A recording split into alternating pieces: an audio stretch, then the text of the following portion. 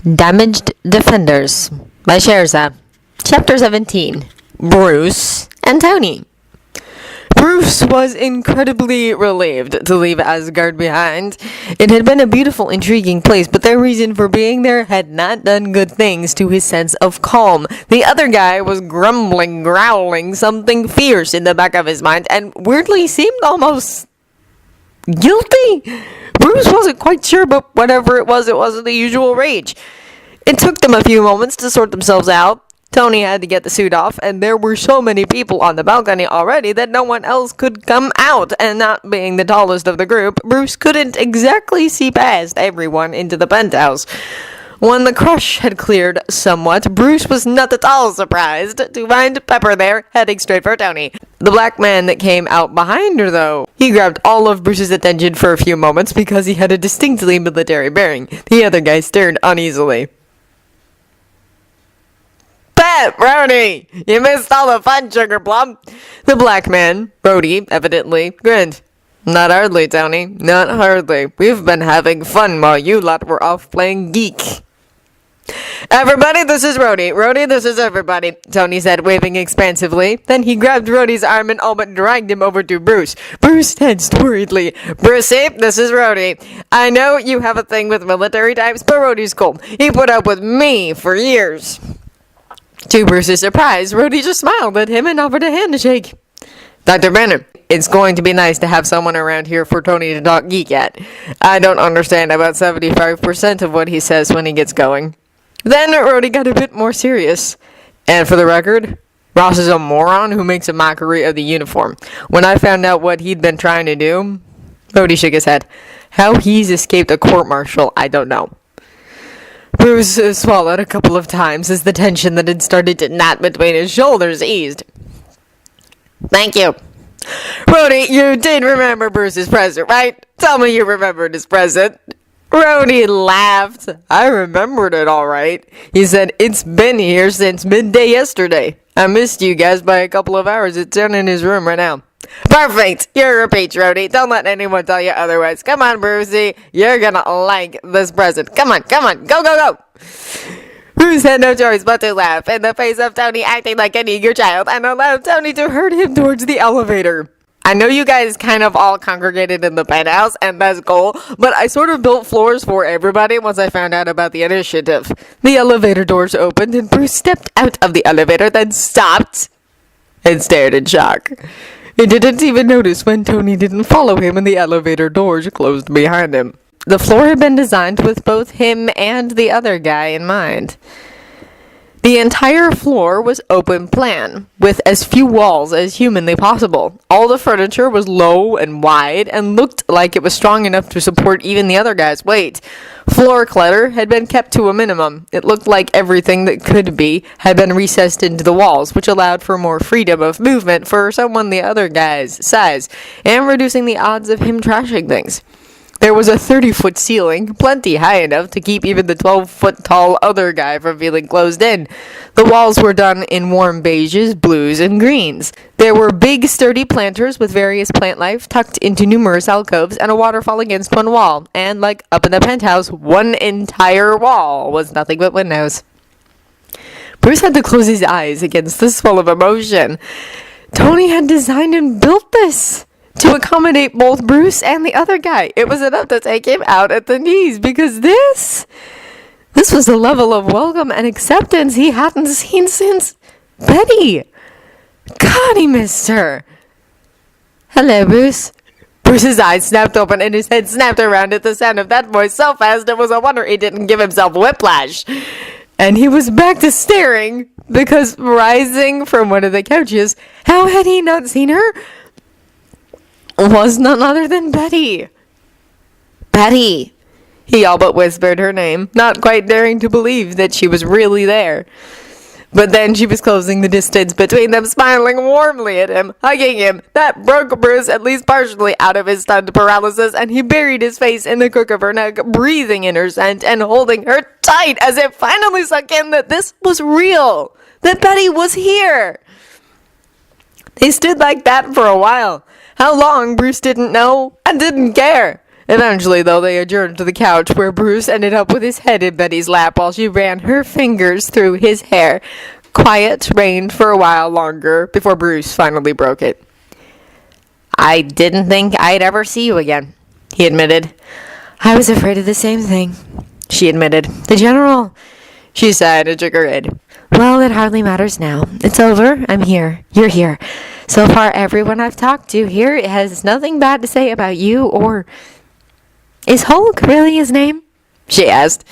"Not really. It's just what people call him. I don't know that he has one," Bruce said, then grinned up at her.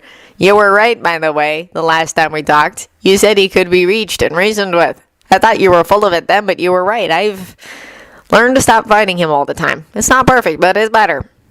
Betty smiled down at him. "That's good. That's really good." Then she playfully tweaked his nose. "Maybe next time you'll listen to me," she scolded mildly. "I am officially never not listening to you again," Bruce told her. "I should know better than to not listen to you by now, really." That got him another of her radiant smiles. "I've been exploring the place since I arrived," she said, eyes gleaming. "Have you had a chance to see the labs?" Bruce shook his head. "No, I was sleeping the transformation off that evening. Then we took off for Asgard right after breakfast the next morning. But Tony invited me to check his labs out before the fight. Called it Candyland." "He's not wrong. I've never seen labs like this, Bruce. Then again, we've never had a sugar daddy billionaire who likes to play with science toys." Bruce laughed. "I want to see his face when you called him that. I really do," he said. "The other guy likes him," he admitted. "He doesn't even hesitate around me, Betty. Something happened to make the other guy want to come out really bad. Somewhere that him coming out was a very, very bad idea. And Tony plunked himself down 5 feet from me and started telling old science jokes to help me pull the other guy back." Betty smiled widely. I'm glad he's not afraid. None of the others seem to be either. It's good to see." "It's even better to experience," Bruce said. "I had planned to tell Tony I'd stay once we got back, even before this." He waved a hand indicating the floor and Betty. "But now he's going to have to resort to drastic measures to get me to leave." "Teletubbies on loop," Betty offered. "Don't give him idea," Bruce begged with a laugh. Tony gave the closed elevator doors a soft, pleased smile that the general public never ever saw on his face. Hell, only Pepper and Rhodey had seen that smile. Then Tony bounced on the balls of his feet and the grin morphed to something closer to a smirk. "Jane, whenever a member of the rest of the world exists, tell them they're welcome to order in if they're not ready to join the Horde. Just yet," he said. "Certainly, sir," Jarvis said. Moments later, the elevator doors opened, revealing the penthouse again. Tony bounced forward and headed for Pepper, wrapping an arm around her and kissing her cheek. "So, according to both Jarvis and Brody, you guys had some fun while we were away," Tony told Pepper. Pepper smiled at him. "Definitely. Fury called a little bit after you guys left." Tony grinned. "Do tell." "He wanted Barton and Romanoff back. We exchanged a few words. Then one of the legal team I'd set to finding anything that could be used for or against us with S.H.I.E.L.D. found this." She handed him a Stark pad with a file already on the screen. Tony took it and scanned it quickly. Stopped. Blinked. Then went back and read it. Carefully. Slowly. Then he looked up at Pepper, eyes wide. "Tell me this says what I think it does." Pepper grinned at him. "You own S.H.I.E.L.D. Literally. It's a Stark Industries company. Fury just pulled a hostile takeover after your dad died." A wide, teethy grin slowly took over Tony's face. "I own S.H.I.E.L.D. He practically purred the words. "I own S.H.I.E.L.D. And then he started snickering, and the grin turned positively evil. "I can fire Fury! Hey, get Agent up here! He's about to get a promotion!" Pepper laughed. "I had a feeling you'd say that and talked to Phil late last night when he came up to get some sleep finally. He told me to tell you he'd tase you if you tried to give him the job. He's got enough to do trying to keep up with Natasha and Clint." Tony pouted. Damn. Well, I'll try to figure out what the hell to do with S.H.I.E.L.D. and Fury later. What else did we miss? Tony wanted to know. The other Ross showed up 3 times, Pepper said, sounding faintly exasperated. The first time, I don't think he knew his daughter was here. The second time, he definitely did. He was literally frothing at the mouth. Tony shook his head. The security protocol's working? Like a charm. And the security team leader threatened to shoot Ross on sight if he shows his face again, Pepper said. Oh, I like that guy. Jay, make sure he gets a raise. Certainly, sir. How are the X-Men doing? Good. That new guy, the one Steve knows, finally came out of hiding after you guys left. He seems to have adjusted to what Steve told him, Pepper said. They've been working with the 8 teams the entire time. Laura wants to keep Hank and Kurt, I think, she said with a laugh. She had told me they were a godsend to rescue operations. Duh. Hank's a certified genius, stronger than Rogers, and a capable field medic. And Kurt can teleport, which means he can get people to help or safety a heck of a lot faster than anyone else possibly can. Tony waved a hand. But she can't keep them. I have first dibs. Pepper smiled at him. Of course, she said. Though I think Charles doesn't see it your way. Tony waved that away. He's old. Old people get senile. They're mine. Tony shook himself and then straightened. I'd better point everyone where they need to go while the X-Men aren't around to get all jealous of the team's digs. He clapped his hands. Everybody into the elevator. Bring your stuff. Move it, people. Let's go. He started waving his hands at the rest of the Avengers, trying to shoo them onto the elevator. After a few amused looks between themselves, they went. Tony slid in with them. Okay, here's the thing. Floors. You have them. Tops me, of course. But if you noticed, the balcony curves down to the next floor down. Thor, buddy, that one's yours. The balcony is reinforced to take me landing on it hard, so it'll handle you no problem. The doors opened to Thor's floor.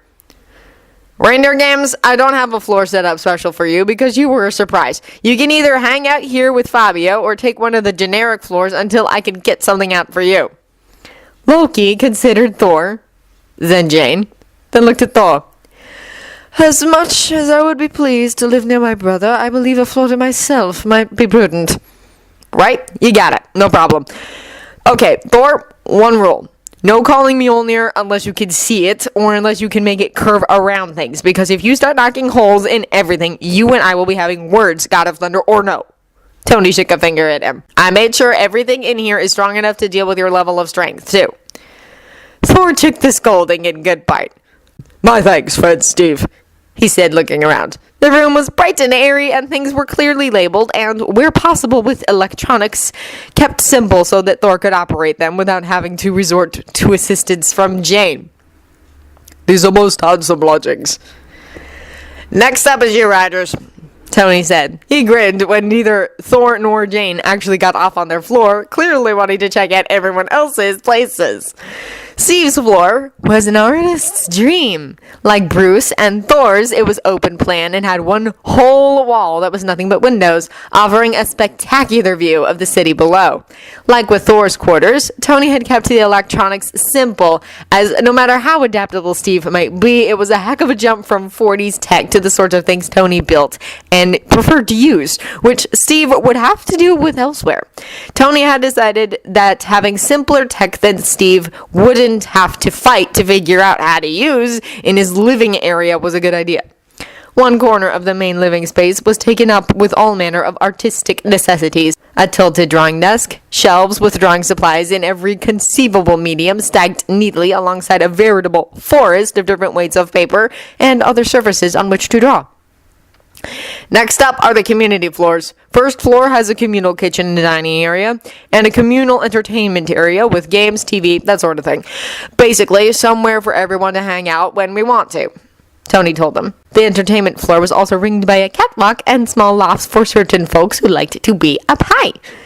Second floor is the training area. I've got a standard firing range in there, weights calibrated for us normal people, and ones for you super strong types.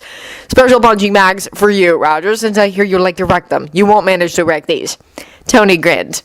There's an infinity pool, a regular pool, and an area to spar in. There's also stuff to turn the sparring area into a gymnastics area. And Legolas, there's a special range for you in the basement. Standard shooting range just didn't go long enough, and there wasn't enough room to go further in the tower itself. Tony wasn't going to tell Barton that it wasn't just the length of the range that was different. He was going to let Barton find that out on his own. Barton eyed Tony. "You built the range especially for me." "Yep," Tony said, popping the pea. "Marry me!" Tony laughed. "Sorry, I am a one-pepper man, Barton.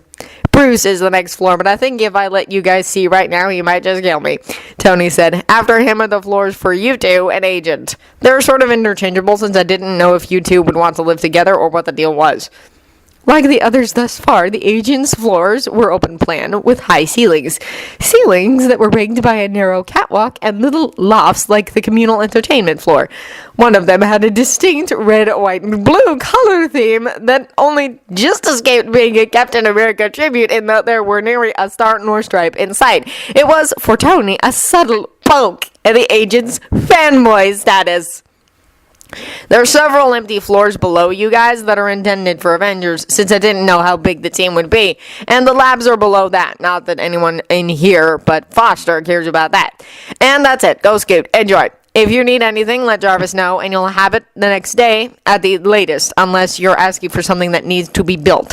Tony told them and then proceeded to head back up, shooing everyone out on their designated floors as they went.